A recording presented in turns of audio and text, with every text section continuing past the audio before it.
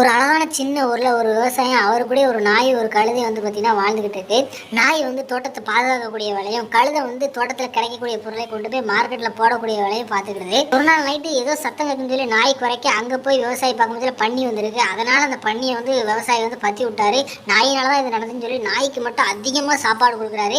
இதை பின்னாடியே இருந்து பார்த்துக்கிட்டே இருந்திருக்கு கழுதை. அப்போ நமக்கும் வந்து நம்மளும் நைட்டு இதே மாதிரி கத்துனா நமக்கும் அதிகமாக சோறு போடுவார் அப்படின்னு நினச்சி கழுதை என்ன பண்ணியிருக்கு, நைட்டு சின்ன சின்ன சத்தம் கேட்கும் போச்சுலாம் அப்படியே கணச்சிக்கிட்டே இருந்திருக்கு. இப்படி அடிக்கடி கழுதை கணச்சிக்கிட்டே இருக்கிறதுனால விவசாயம்லாம் நைட்டு தூங்க முடியாது. இதனால் விவசாயி ரொம்ப கோபம் அடைஞ்சு என்னடா என்ன பண்ணனே தெரியலையே அப்படின்னு சொல்லி உடனே அவருக்கு ஒரு யோசனை, நம்ம தாத்தாட்ட போய் கேட்போம் அப்படின்னு சொல்லி அவர் தாத்தா வீட்டுக்கு வந்து பார்த்தீங்கன்னா நடந்து போய்கிட்டு இருந்தாரு. தாத்தா வீட்டுக்கு போயிட்டு விவசாயி தாத்தா கிட்ட சொல்றாரு, தாத்தா எங்கள் வீட்டில் உள்ள கழுதை அடிக்கடி கணச்சிக்கிட்டே இருக்கு, என்னன்னு தெரியல அப்படின்னு சொல்றாரு. உடனே தாத்தா சொல்றாரு, நாய்க்கு மட்டும் அதிகமாக சோறு போட்டல, நம்மளும் கத்துனா அதிகமாக சோறு கிடைக்குன்னு நினச்சி கழுதை கத்திக்கிட்டு இருக்கு, ரெண்டுக்கும் ஒழுங்காக சோறு போட அப்படின்னு சொல்றாரு.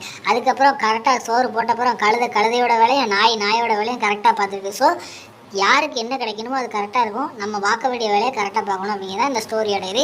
இந்த வீடியோ உங்களுக்கு பிடிச்சிருந்தா நம்ம சேனலை மறக்காமல் சப்ஸ்கிரைப் பண்ணுங்கள். Thank you friends.